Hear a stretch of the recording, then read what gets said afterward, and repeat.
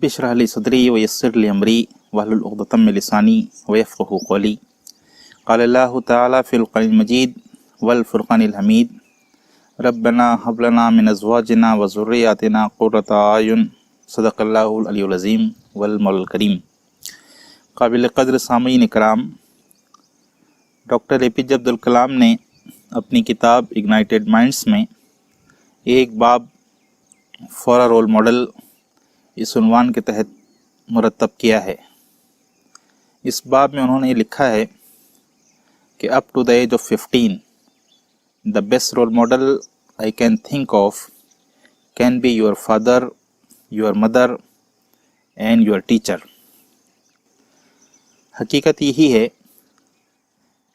कि टीनेज में यानी 15 साल की उम्र तक जो बनने संवरने की, निखरने की, नशोनुमा पाने की और सीखने की उम्र होती है, उस उम्र में अगर बच्चों का, तलबा का कोई हकीकी रोल मॉडल हो सकता है तो वो वालिदैन होते हैं, वो असातिज़ा होते हैं। वालिदैन और असातिज़ा को देखकर ही, उनकी रहनुमाई में, उनकी सरपरस्ती ही में तलबा और बच्चे बनते और संवरते हैं, निखरते हैं। चुनांचा अगर पेरेंट्स और टीचर्स अपनी ज़िम्मेदारियों को पूरी संजीदगी के साथ, हुस्न खूबी के साथ अंजाम दें तो यकीनन तलबा की और बच्चों की तामीर का, उनकी तरक्की का रास्ता बहुत तेज़ी के साथ, बहुत आसानी के साथ हमवार हो सकता है।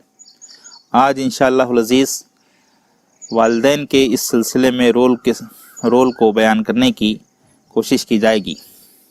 मोहतरम सामीन, हम सब जानते हैं, ये बात मशहूर है कि माँ की गोद बच्चे का पहला मदरसा होती है। Parents are the first teachers of their children. बच्चों के हकीकी सबसे पहले और अव्वलीन असातिज़ा ख़ुद उनके माँ बाप होते हैं, बिलखुसूस माएँ होती हैं, और वालिद का भी अपना किरदार होता है, पूरे घर का किरदार होता है। माँ की ज़िम्मेदारी खुसूसी होती है, लेकिन माँ और बाप, वालिदैन और पूरा घर, ये सब एक इकाई की तरह, एक यूनिट की तरह काम करते हैं बच्चों की तैयारी और उनके इर्तिक़ा में। मोहतरम सामीन, इस दुनिया में वालिदैन ही वो रिश्ता है जो अपने बच्चों के सिलसिले में ये चाहता है कि हमारे बच्चे हमसे आगे जाएं।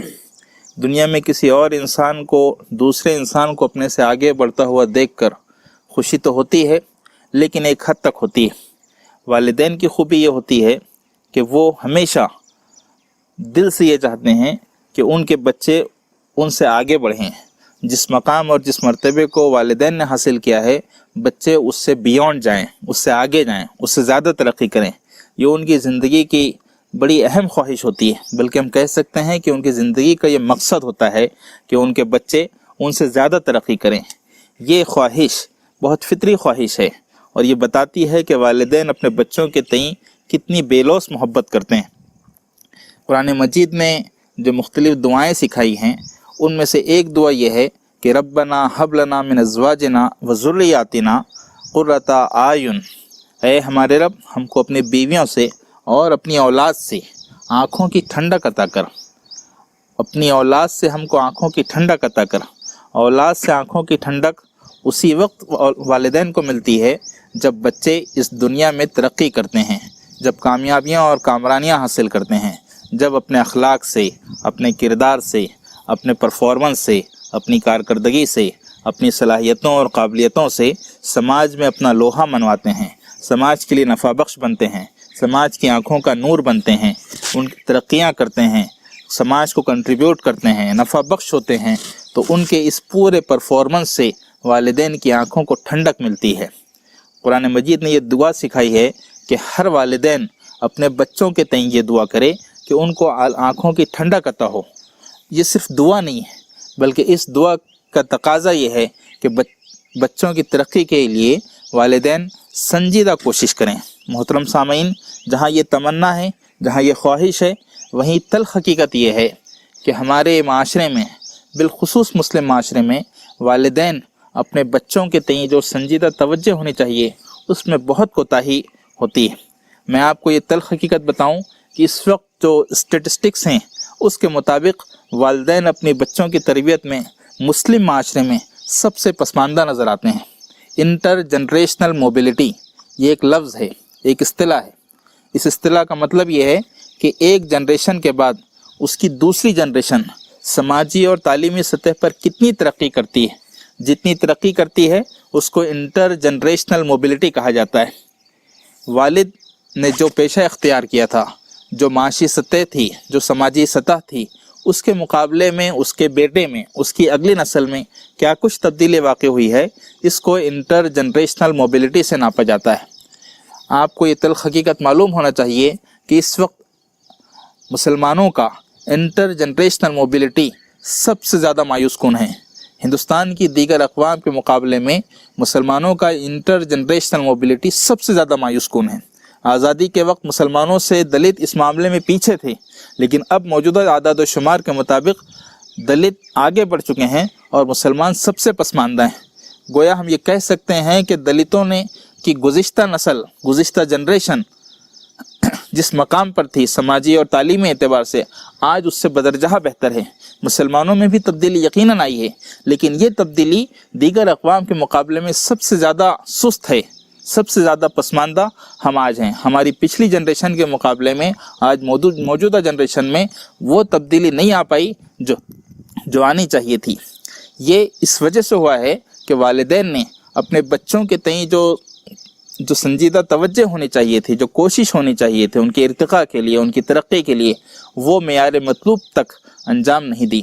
محترم سامعین کرام، ہم اپنے بچوں کو اچھے اسکولوں میں داخلہ کرواتے ہیں، یقیناً اسکولوں کی بنیادی اور اہم ترین ذمہ داری ہے، لیکن تعلیم ایک ٹرائنگل ہے، ایک ایسا ٹرائنگل جس میں ایک ذمہ داری اسکول کی ہوتی ہے، دوسرے خود طالب علم کی ہوتی ہے، اور تیسری ذمہ داری خود والدین کی ہوتی ہے۔ ہم اپنے بچوں کو بہتر سے بہتر اسکولوں میں داخلہ کروا دیں، ان کی ذمہ داری یقیناً رہے گی، بلا شبہ رہے گی، لیکن والدین کبھی اپنی ذمہ داریوں سے دستبردار نہیں ہو سکتے ہیں۔ ہم آپ کو بتائیں کہ رونالڈ فرگوسن نے ایک ریسرچ کیا ہے، اور اس ریسرچ کے مطابق کسی بھی بچے اور کسی بھی طالب علم کی جو ترقی ہوتی ہے تو اس میں 50% انحصار اسکول سے باہر کے عوامل پر ہوتا ہے، اور اس میں سر فہرست والدین کا اور گھر کا کردار ہے۔ کسی بھی بچے کی ترقی اسکول کے علاوہ 50% انحصار اسکول کے علاوہ دیگر عوامل پر ہوتا ہے، اسکول پر مکمل نہیں ہوتا ہے، بلکہ 50% کم و بیش اسکول سے باہر کے عوامل پر ہوتا ہے، اور ان عوامل میں سر فہرست والدین کا اور گھر کا کردار ہے۔ ایک اور اسٹڈی یہ بھی بتاتی ہے کہ جن بچوں کو بچپن میں، ابتدائی عمر میں، لڑکپن کی عمر میں، ٹین ایج کی عمر میں والدین کی توجہ نہ مل سکے، سروے یہ بتاتا ہے کہ ان بچوں کی عملی زندگی میں نشوونما بہت متاثر ہوتی ہے، ان کی شخصیت میں کئی نقائص، عیوب اور کمزوریاں باقی رہ جاتی ہیں، اور سماجی سطح پر ان کی کارکردگی بہت زیادہ متاثر ہو جاتی ہے۔ جن بچوں کو اپنے گھروں سے، اپنے والدین سے خاطر خواہ اور مطلوبہ توجہ نہ مل سکے، ان کی نشوونما بہت حد تک متاثر ہو جاتی ہے۔ تو یہ سروے، یہ نتائج اور یہ اعداد و شمار ہم کو اس جانب متوجہ کرتے ہیں کہ ہمارے والدین، ہمارے گھر بچوں کے لیے رول ماڈل بننے کی کوشش کریں۔ ماں کی گود حقیقتاً بچے کا پہلا مدرسہ، اس کا عملی نمونہ ہمارے گھروں سے ہو۔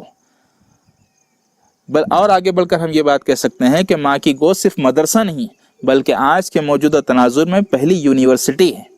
ماں کی گفتگو، ماں کی توجہ، باپ کا رول، اس کی شفقت، ان کی قربانیاں، گھر کا اجتماعی ماحول، گھروں کی گفتگو، گھروں کا خوشگوار انوائرمنٹ، یہ تمام چیزیں بچوں کی ترقی کے لیے ایک طرح سے یونیورسٹی کا درجہ رکھتی ہیں، غیر شعوری طور پر، غیر محسوس طریقے سے، لیکن بچے کی تعمیر میں یہی سب سے اہم اور بنیادی کردار ادا کرتی ہے۔ محترم سامعین، ہم کو اس بات پر توجہ دینی چاہیے کہ ہم بحیثیت والدین، بحیثیت سرپرست اور گارجین اپنے بچوں کے سلسلے میں بہت کچھ رول ادا کر سکتے ہیں، کلیدی اور مرکزی کردار ادا کر سکتے ہیں۔ جتنا کردار اسکول کا ہے اتنا ہی اہم کردار خود ہمارا اپنا ہے۔ ہم اسکولوں میں اپنے بچوں کا داخلہ کروا کر بری الذمہ نہیں ہو سکتے ہیں۔ ہمارا کردار، ہماری جواب دہی، ہمارا رول اپنی جگہ مسلم ہے، اور وہ ہم کو بہر صورت ادا کرنا ہے۔ جتنی کوتاہی ہم اس میں کریں گے اس کی اتنی قیمت آج اور آج نہیں تو کل بدیر ہم کو اس کی ضرور چکانی پڑے گی۔ محترم سامعین، اس سلسلے میں ہم کو کیا کرنا چاہیے؟ ہم سب سے پہلے یہ بات سمجھیں کہ تعلیم ترجیحات میں ہماری شامل ہے۔ روٹی، کپڑا اور مکان کی طرح تعلیم کو ہم اپنی بنیادی ضرورت سمجھیں۔ روٹی، کپڑا اور مکان کی طرح ہم تعلیم کو اپنی بنیادی ضرورت سمجھیں۔ جس طرح ہم یہ سمجھتے ہیں کہ روٹی، کپڑا اور مکان کے بغیر ہمارا سروائیول ممکن نہیں ہے، ہماری بقا اور زندگی ممکن نہیں ہے، ٹھیک اسی طرح بغیر کسی مبالغے کے ہم کہہ سکتے ہیں کہ تعلیم بھی ہمارے سروائیول کے لیے لازمی ہے۔ جسمانی طور پر شاید ہمارا بقا رہے، لیکن معنوی اعتبار سے، میننگ فلی، اپنے مفہوم کے اعتبار سے ہماری زندگی اپنی اہمیت کھو دے گی اگر ہم تعلیم پر توجہ نہ دے سکیں۔ تو جو مقام ہم روٹی، کپڑا اور مکان کو دیتے ہیں وہی مقام ہم تعلیم کو دیں، اس کی طرح بنیادی ضرورت اس کو تسلیم کریں۔ ہم آج روٹی، کپڑا اور مکان پر کیا کچھ خرچ نہیں کرتے ہیں۔ ہم نے سچ بات تو یہ ہے کہ ہم نے آج تعلیم، روٹی، کپڑا اور مکان کو ضرورت سے پرے تعیش کا درجہ دے دیا ہے۔ اب نیسیسٹی سے زیادہ لگژریز ہماری روٹی، کپڑا اور مکان بن گئی ہیں۔ ہم کھانے پر کیا کچھ خرچ کرتے ہیں، ہم گھر بنانے پر کیا کچھ خرچ کرتے ہیں۔ ہمارے گھر کی بجائے، مکان کی بجائے ولا اور بنگلہ بن جاتے ہیں۔ انٹیریئر ڈیکوریشن میں ہم کیا کچھ خرچ کرتے ہیں، اچھا کھانے اور اچھا پہننے پر، انواع و اقسام کے غذاؤں پر، رنگ برنگے لباسوں پر، بے شمار لباسوں پر ہم کیا کچھ خرچ کرتے ہیں، بے پناہ خرچ کرتے ہیں۔ ہم ذرا اس کا جائزہ لیں۔ ہم یہ نہیں کہہ رہے ہیں کہ ہم اچھا نہ کھائیں، ہم اچھا نہ پہنیں، ہم اچھے نہ رہیں، ضرور رہیں، ہماری زندگی خوشحال ہونی چاہیے، لیکن ہم اس بات کا جائزہ لیں کہ ہمارے بجٹ کا جتنا حصہ ہم اچھا کھانے، اچھا پہننے اور اچھا رہنے پر خرچ کرتے ہیں، کیا اسی تناسب میں ہم اپنے بچوں کی تعلیم پر بھی خرچ کرتے ہیں؟ اگر خرچ کرتے ہیں تو ہم قابل مبارکباد ہیں کہ ہم نے تعلیم کو واقعتاً روٹی، کپڑا اور مکان کی طرح بنیادی ضرورت تسلیم کیا ہے اور اپنی ترجیحات میں اس کو شامل کیا ہے۔ تو پہلی گزارش میری تمام والدین سے یہی ہے کہ روٹی، کپڑا اور مکان کی طرح تعلیم کو وہ بنیادی ضرورت سمجھیں، ترجیح اول سمجھیں، اس کو اٹموسٹ پرائرٹی دیں۔ دوسری بات، ہم اپنے بچوں کو ان کی تعلیم کے سلسلے میں، ان کے کیریئر کے سلسلے میں اونچے خواب دکھائیں۔ آج ہمارے سماج کا ایک بڑا المیہ یہ ہے کہ ہماری خواہشات اور ہمارے خواب بہت چھوٹے ہو گئے ہیں۔ میں نے ابھی کچھ دیر قبل انٹر جنریشنل موبلٹی کے سروے کو آپ کے سامنے پیش کیا کہ مسلمان 40-50 سال قبل جہاں تھے ان کی اگلی نسل میں کوئی بڑی تبدیلی نہیں آئی ہے۔ اس کی بنیادی وجہ یہ ہے کہ ہماری گزشتہ نسل نے اپنے نئی نسل کو اونچے خواب نہیں دکھائے ہیں، ان کے اندر اونچی خواہشات، بلند خواہشات اور بلند مقاصد پیدا نہیں کیے ہیں۔ ان کو بہت حقیر اور چھوٹے مقاصد کے ساتھ کہ بس وہ کسی طرح زندگی گزار سکیں، ان کو آگے بڑھایا ہے۔ جب تک ہماری خواہشات بلند نہیں ہوتی تب تک ہم بڑے مقاصد کو، بڑی منازل اور بڑی کامیابیوں کو ہرگز حاصل نہیں کر سکتے ہیں۔ ہمارے والدین اپنے بچوں کو یہ خواب دکھائیں کہ بیٹے تم کو اپنی کلاس میں اول آنا ہے، بیٹی تم کو اپنے کالج اور اپنی یونیورسٹی میں ٹاپ کرنا ہے، تم کو گولڈ میڈلسٹ بننا ہے، تم کو فلاں امتحان میں جو ریاست بھر پر منعقد ہوگا اس میں اپنا نمایاں مقام پیدا کرنا ہے، تم کو بہترین کیریئر بنانا ہے، تم کو فری سیٹ میں ایڈمیشن ملنے چاہیے، تم کو اس کے بعد جب تم عملی زندگی میں قدم رکھو تو تم یہ ویژن رکھو، تمہارا یہ خواب ہونا چاہیے کہ تم اپنے شہر کے معروف سرجن میں تمہارا شمار ہو۔ بیٹی ہم تم کو یہ خواب دکھاتے ہیں کہ تم ایک ایسی وکیل اور ایک ایسی قانون داں بنو کہ جس کا شمار ریاست کے مشہور وکلا میں، مشہور لائرز میں ہو۔ بیٹے میں تم کو خواب دکھاتا ہوں کہ تم ہندوستان کے بہترین میڈیا پرسنز میں، بہترین تجزیہ نگاروں میں، بہترین سوشل ایکٹیوسٹ میں تمہارا شمار ہو۔ یہ اونچے خواب ہم اپنے بچوں کو دکھائیں۔ ہم میں سے کتنے بچوں نے ہم میں سے کتنے پیرنٹس نے اپنے بچوں کو یہ خواب دکھایا ہے کہ بیٹے تم کو بھارت رتن ایوارڈ حاصل کرنا ہے، بھارت کا سب سے بڑا ایوارڈ سماجی خدمت کے لیے، مجموعی خدمت کے لیے، مجموعی کارکردگی کے لیے میرے بیٹے تم کو حاصل کرنا ہے، دنیا کا سب سے باوقار ایوارڈ نوبل پرائز میرے بیٹے تم کو حاصل کرنا ہے۔ یہ بلند خواب اپنے بچوں اور اپنی بچیوں کو بلندیوں پر لے جانے والے یہ اونچے خواب ہم میں سے اپنے بچوں کو کتنے لوگ دکھاتے ہیں؟ میں نہیں کہہ رہا ہوں کہ ہم کوئی خیالی پلاؤ بنائیں، حقیقت کی دنیا میں جئیں، لیکن حقیقت کی دنیا میں اپنے بچوں کو کمزور نہ سمجھیں۔ جس سطح پر ان کو بلندی کے خواب دکھا سکتے ہیں ان کے صلاحیتوں کے تناسب میں، ان کے صلاحیتوں کے تناظر میں اونچے خواب ان کو دکھانے کی کوشش کریں، تاکہ ان کے اندر امنگیں پیدا ہوں، ان کے اندر آرزویں مچلیں۔ یہ عمر بچوں کی لڑکپن کی عمر امنگوں کو پیدا کرنے کی عمر ہوتی ہے، جس امنگ کو وہ ٹھان لیں وہ کر گزرتے ہیں۔ تو ہم اپنے بچوں کو اس نوخیز عمر میں اونچے اونچے خواب دکھائیں۔ محترم سامعین، میں یہ عرض کرنا چاہتا ہوں کہ عظیم شخصیات وہ آسمانوں سے نہیں اترتی ہیں، عظیم شخصیات آسمانوں سے نہیں نازل ہوتی ہیں، عظیم شخصیات ماؤں کی گود میں پروان چڑھتی ہیں، عظیم شخصیات ماں باپ کی آغوش میں پروان چڑھتی ہیں، عظیم شخصیات کی تیاری کے بیج وہ گھروں کے ماحول میں بوئے جاتے ہیں۔ اگر گھروں کا ماحول خوشگوار نہ ہو، اگر ماں باپ کی توجہ نہ ہو، اگر وہ اپنے بچوں کے لیے وقت فارغ نہ کریں، وہ اپنے بچوں کے لیے ویژن نہ رکھیں، اگر گھر کا ماحول جھگڑے، تنازعات، ناخوشگوار گفتگو اور فضول گفتگوؤں میں گزر جائے، تو ایسے گھروں میں کبھی عظیم شخصیات پروان نہیں چڑھ سکتی ہیں۔ عظیم شخصیات آسمان سے نازل نہیں ہوتی ہیں، عظیم شخصیات ماؤں کی آغوش میں اور گھروں کے ماحول میں پروان چڑھتی ہیں۔ ان کی تیاری کے بنیادی بیج اسی ماحول میں بوئے جاتے ہیں۔ تو ہم سب کو اس بات کا عزم کرنا ہے کہ ہم اپنے بچوں کو اونچے خواب دکھائیں گے، ان کی صلاحیتوں کو جج کرتے ہوئے، ان کی صلاحیتوں کو جانچتے ہوئے ان کو اونچے خواب دکھائیں گے۔ پھر ہم اپنے ذہن میں تعلیم کا یہ تصور بھی واضح رکھیں اور اپنے بچوں کو واضح کریں کہ بیٹے تم کو یہ تعلیم، یہ اعلیٰ تعلیم، معیاری تعلیم، تم کو یہ بہترین کیریئر محض مادی خوشحالی کے لیے حاصل نہیں کرنا ہے۔ دنیا کی اور قوموں کی طرح تمہاری تعلیم کا مقصد صرف اچھی ڈگری، بہترین کیریئر، گاڑی اور بنگلہ نہیں ہے، ایک اچھا سیلری کا پیکیج نہیں ہے۔ یقیناً کیریئر کے نتیجے میں یہ ساری چیزیں ملیں گی اور ملنی چاہیے، لیکن تمہاری تعلیم کا اصل مقصد یہ ہے کہ تم اسلام کی خدمت کر سکو، تم دین کے خادم بن سکو، تم سماج کے اور انسانیت کے لیے نفع بخش بن سکو۔ یہ تمہاری تعلیم اور تمہارے کیریئر کا اصل مقصد ہے۔ تمہارے کندھوں پر صرف اس کیریئر کے حوالے سے اپنے گھر کا بوجھ نہیں ہے، اپنے ماں باپ کا بوجھ نہیں ہے، بلکہ تمہارے نازک کندھوں پر پورے معاشرے کی ذمہ داری ہے، پوری ملت کو تم کو سنبھالنا ہے۔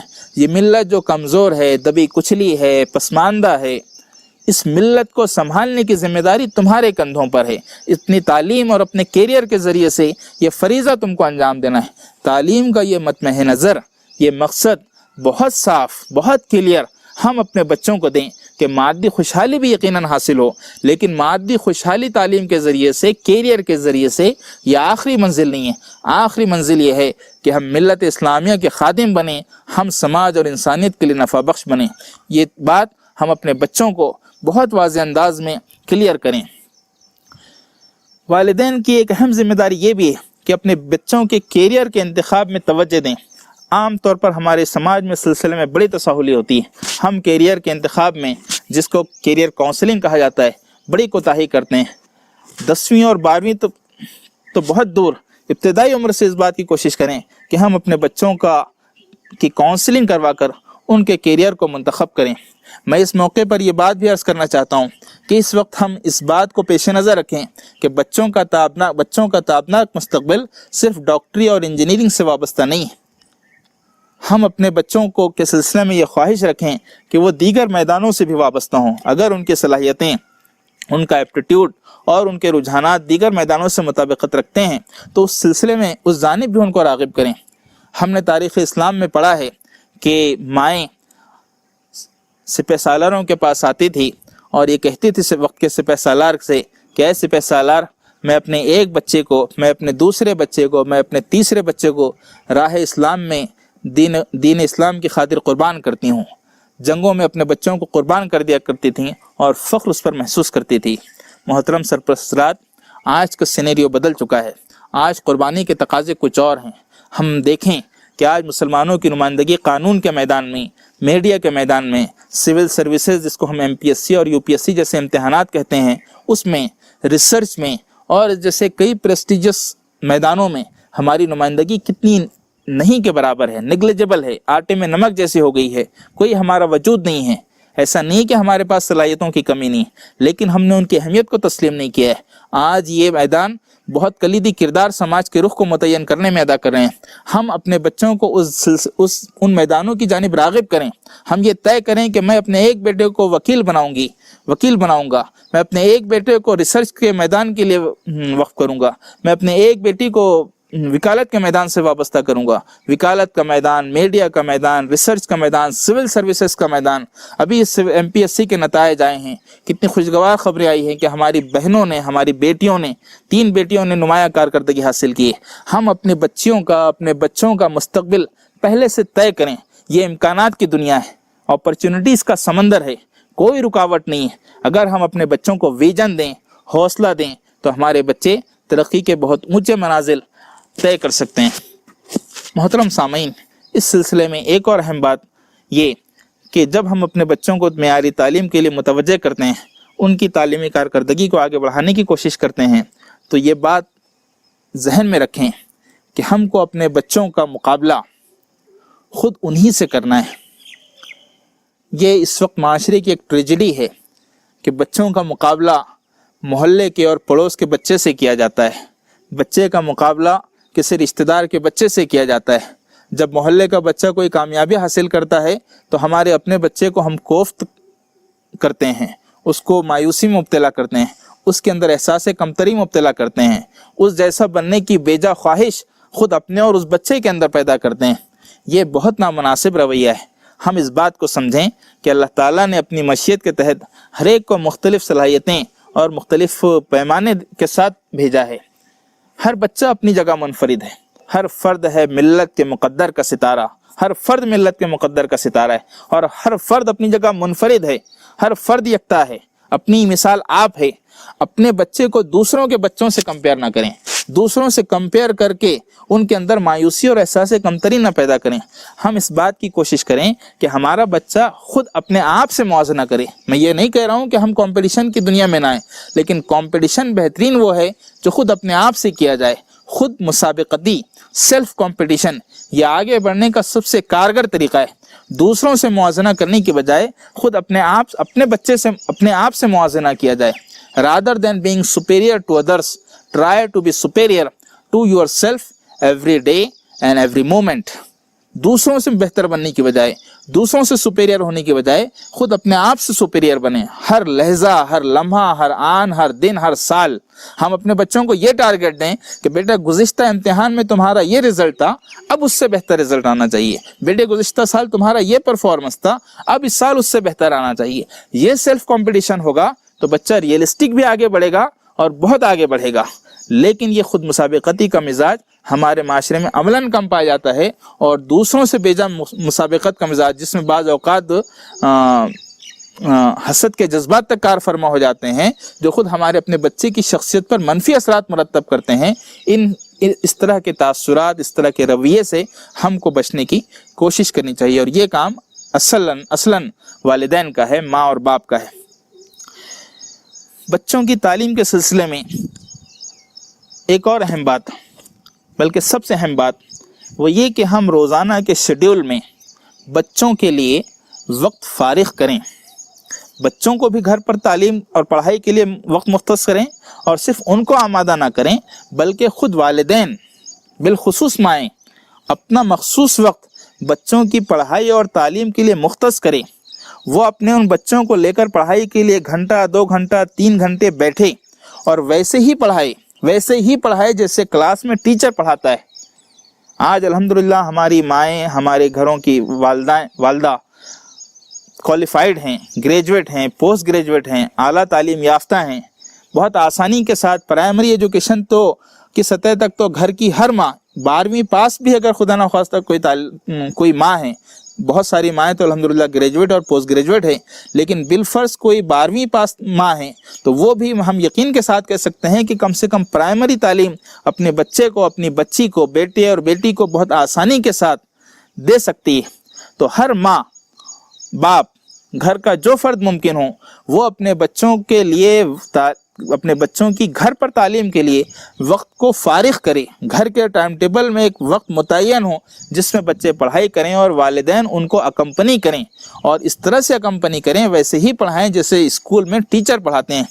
محترم سامعین، میں اس موقع پر اس نقطے پر وضاحتاً یہ بات پیش کروں کہ الحمدللہ گرچہ کہ ہماری لڑکیاں آج بہت اچھی تعلیم حاصل کر رہی ہیں، لیکن یہ المیہ ہیں کہ ہم نے سوچ کچھ اس طرح سے بنا لی ہے کہ بچی کی تعلیم، بیٹی کی تعلیم کا، اعلیٰ تعلیم کا مقصد یہ ہے کہ اس کو اچھے سے رشتے آئیں،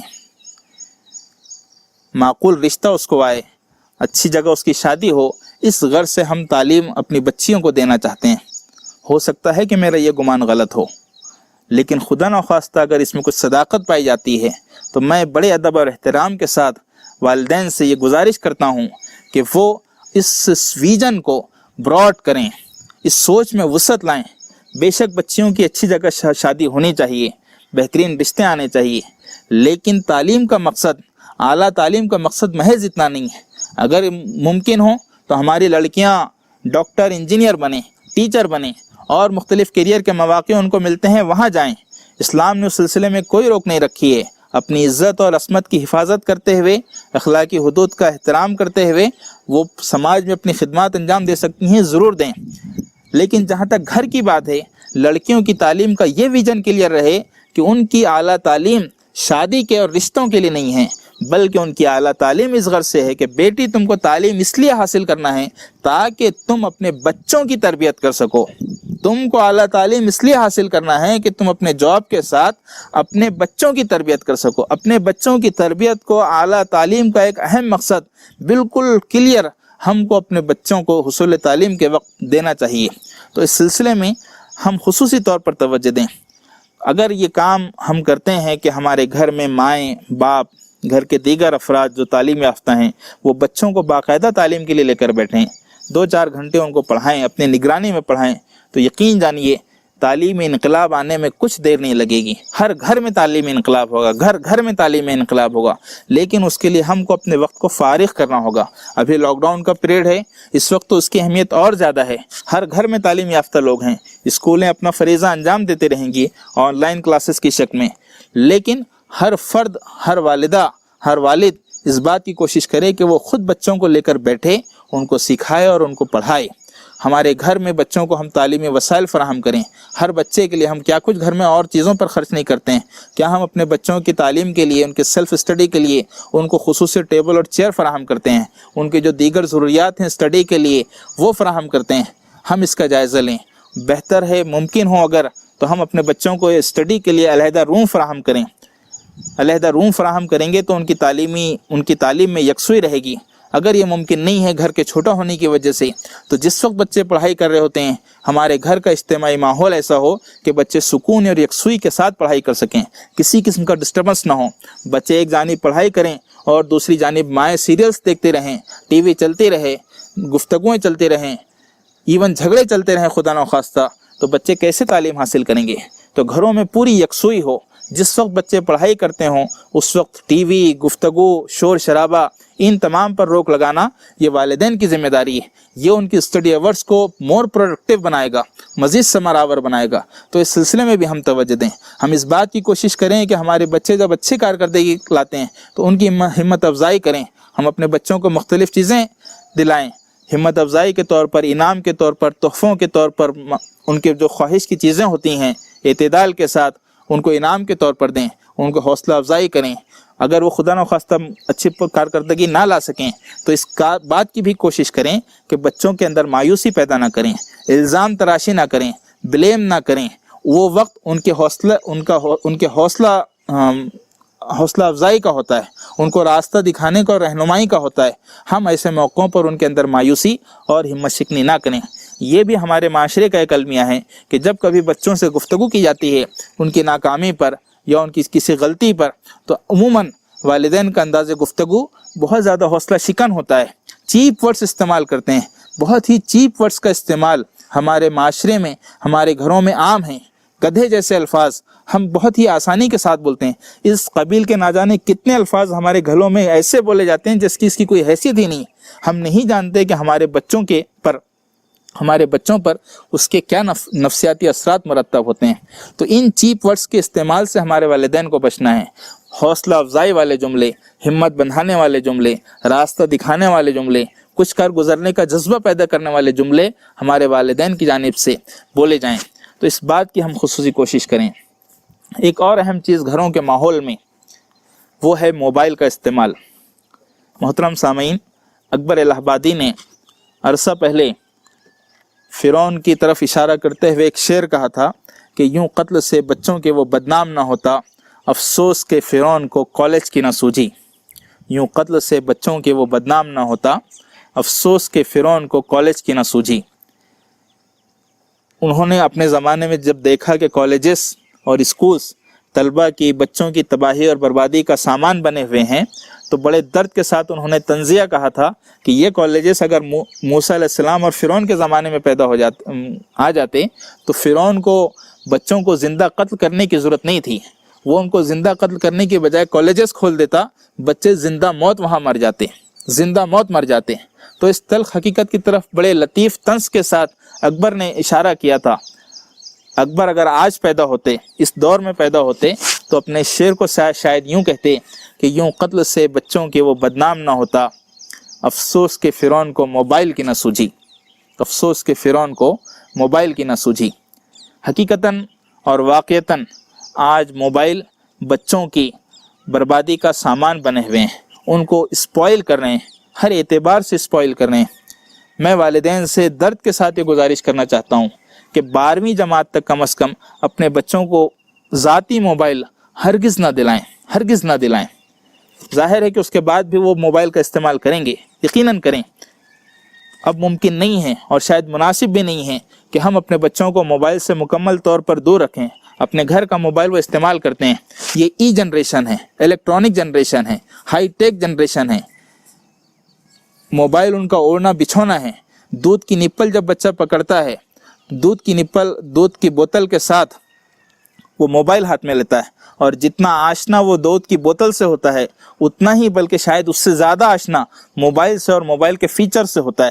تو اب یہ ممکن نہیں ہے، مناسب بھی نہیں ہے کہ ہم اپنے بچوں کو موبائل سے آزاد رکھیں، لیکن ہم اپنے بچوں کو موبائل کے استعمال کو مانیٹر کریں، ہم اپنے بچوں کے موبائل کے استعمال کو سپروائز کریں، ان کے موبائل کے استعمال کو گائیڈ کریں، ہم ان کے موبائل کے استعمال کو ایجوکیشن فرینڈلی بنائیں۔ ایسے بے شمار یوٹیوب پر ویڈیوز ہیں، لیکچرز ہیں، چھوٹے چھوٹے کھیل کے مقابلے ہیں، کھیلتے کودتے بچوں کو ایسی کئی چیزیں یوٹیوب پر اور ویڈیوز میں مل سکتی ہے، اینیمیشنز میں مل سکتی ہے، کارٹونز میں مل سکتی ہے، اور مختلف شکلوں میں مل سکتی ہے موبائل پر، جس کے ذریعے سے ان کے اخلاق اور کردار بھی محفوظ رہیں، معلومات میں بھی اضافہ ہو، صلاحیتیں بھی نکھرتی چلے جائیں، اور تعلیم بھی بہتر ہو۔ تو ہم کو اپنے بچوں کے موبائل کے استعمال کو ایجوکیشن فرینڈلی اور ایتھکس فرینڈلی بنانا ہے۔ صرف اس بات کو اگر ہم مانیٹر کریں، اس کے رخ کو متعین کر دیں، تو ہم کو موبائل سے نقصان ہونے کی بجائے اور زیادہ بہتر فوائد حاصل ہو سکتے ہیں۔ تو اس سلسلے میں بھی ہم کو خصوصی توجہ دینی ہے کہ ہم بچوں کے موبائل کے استعمال کو بہت باریکی کے ساتھ مائنیوٹ کریں، مائنیوٹ آبزرور بنیں۔ بچوں کے سلسلے میں ہم کو مائنیوٹ آبزرور بننا ہے، ان کی ایک ایک حرکت پر نظر رکھنا ہے، وہ کہاں جاتے ہیں، کہاں بیٹھتے ہیں، کیا دیکھتے ہیں، کون سی چیزوں کو وزٹ کرتے ہیں، ان تمام کا علم ہم کو اپنے بچوں کے سلسلے میں، ان کی تربیت بھی کریں، اتنی تربیت کریں کہ اگر تنہائی میں بھی ہوں تو بھی غلط استعمال نہ کریں، لیکن اس کو مانیٹر کرتے رہیں، اس کو آبزرویشن ہم کرتے رہیں۔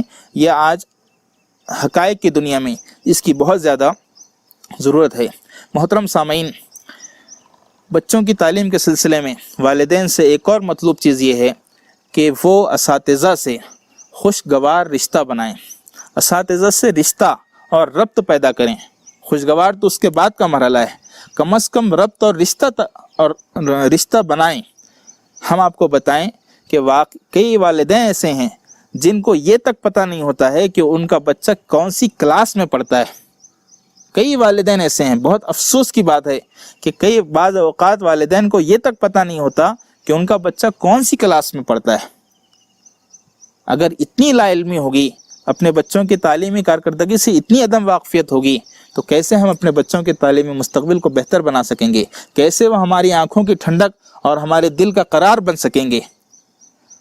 اساتذہ سے ہم تعلقات بنائیں، ان سے ربط رکھیں، صرف پیرنٹس میٹ میں شرکت نہ کریں، فون کالز کے ذریعے سے، ملاقاتوں کے ذریعے سے ان سے قریب ہوں، معلوم کریں کہ بچے کی اسکول میں کارکردگی کیسی ہے، اس کی تعلیمی پرفارمنس کیسی ہے، اس کے وہاں دوست اور احباب کیسے ہیں، اس کی شرارتوں کا معاملہ کیا ہے، اس کی چھٹیوں کا معاملہ کیا ہے، تمام تفصیلات ہم اساتذہ سے لیں۔ یہ بہت تلخ حقیقت ہے کہ آج ایک تعداد تو ایسی ہے جو اساتذہ اور اسکول سے دوری اختیار کیے ہوئے، اور دوسری جانب کچھ اساتذہ ایسے ہیں، کچھ پیرنٹس ایسے ہیں جنہوں نے اساتذہ کو اپنا حریف سمجھ لیا ہے۔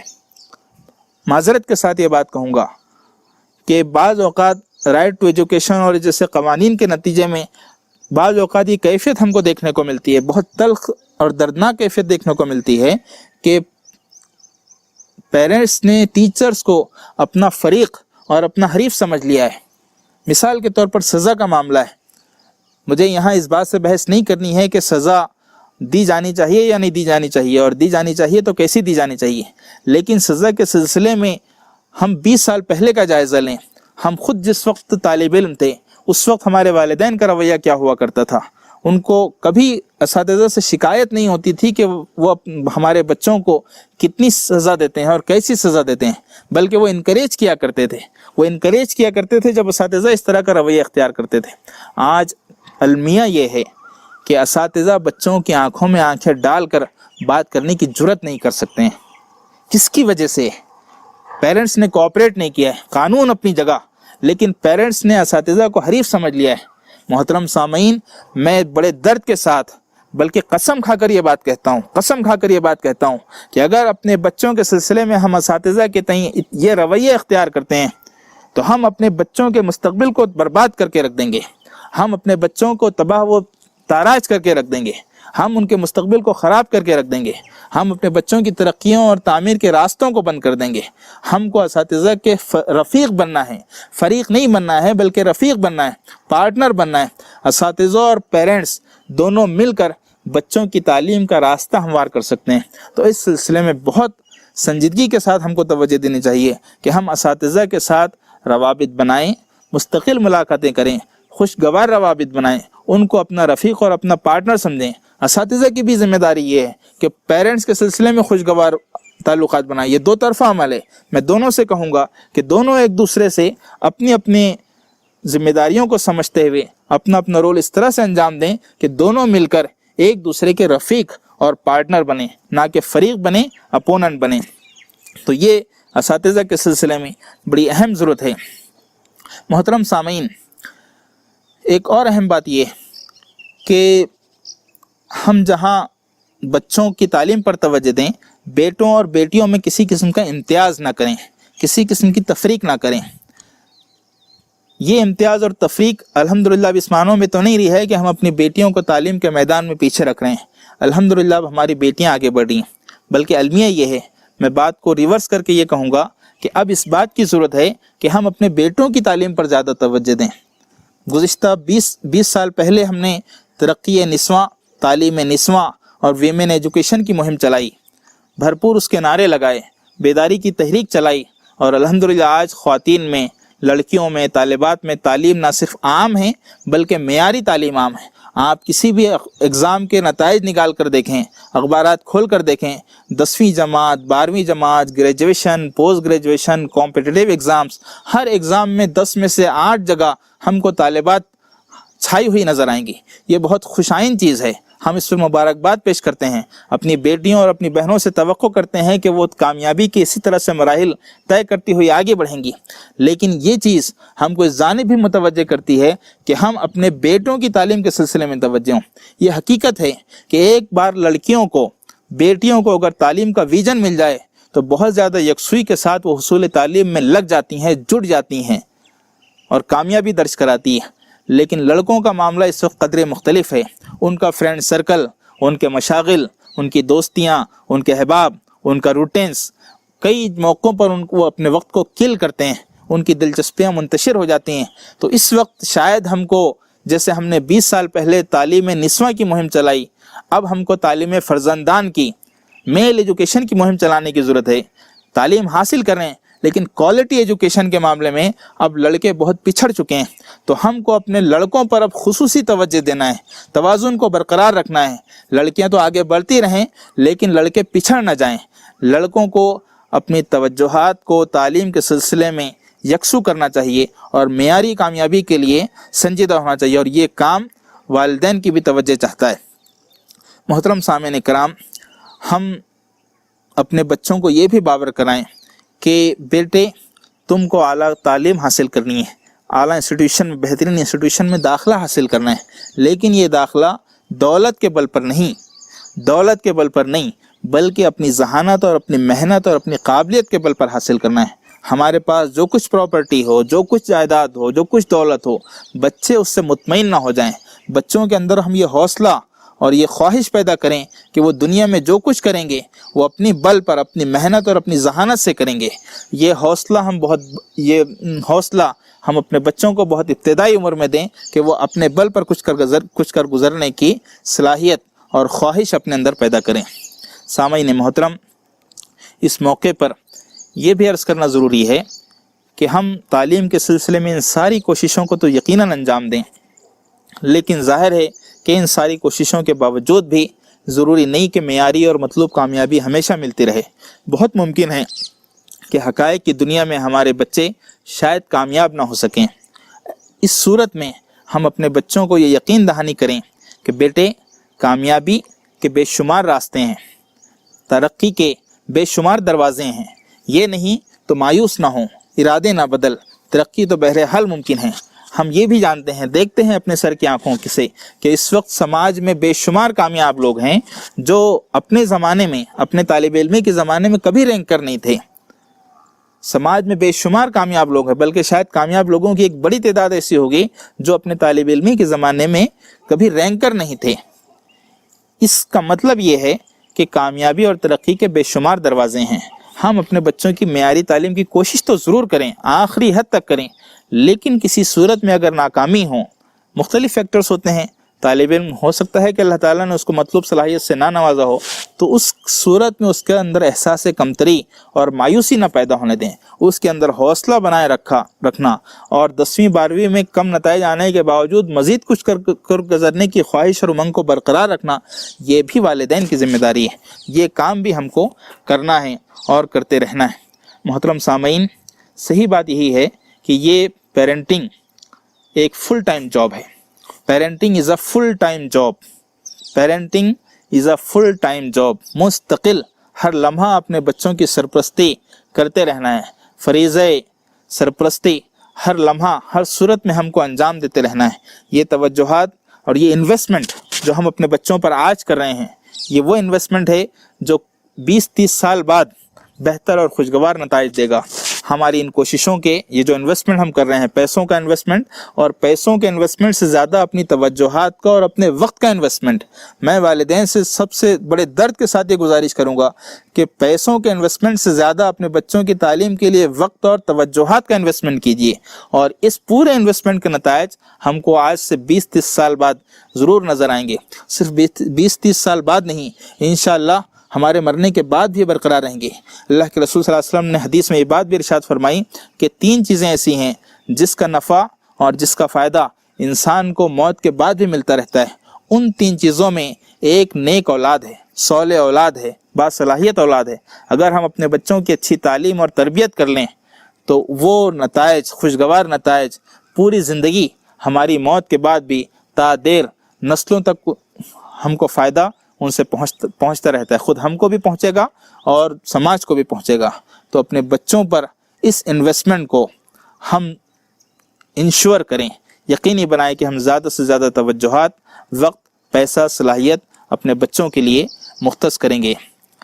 علامہ اقبال نے کہا تھا کہ یہ فیضان نظر تھا یا کہ مکتب کی کرامت تھی, سکھائے کس نے اسماعیل کو آداب فرزندی. یہ فیضان نظر تھا یا کہ مکتب کی کرامت تھی, سکھائے کس نے اسماعیل کو آداب فرزندی. فیضان نظر مطلب والدین کی توجہ, والدین کی محبت, ان کی سرپرستی, اور مکتب کی کرامت مطلب اسکولز کا میریکل, اسکولز کا میریکلوس پرفارمنس.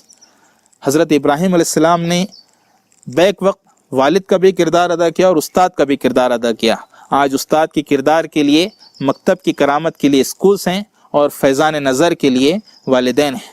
اسکولیں اپنا میریکولس پرفارمنس، اپنا کرشماتی کارکردگی جاری رکھیں، دکھائیں، اپنے اصل جوہر دکھائیں، اور والدین گھروں پر فیضان نظر یعنی اپنی توجہات اور اپنی کوششوں کے جوہر دکھائیں۔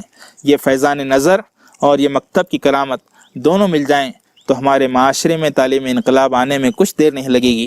ہماری یہ نوخیز نسل، صلاحیتوں سے، قابلیتیں سے بھرپور یہ نسل صرف ملت کی آنکھوں کا تارہ نہیں بلکہ سماج کا، پورے سماج اور پورے انسانیت کی آنکھوں کا تارہ بن جائے گی۔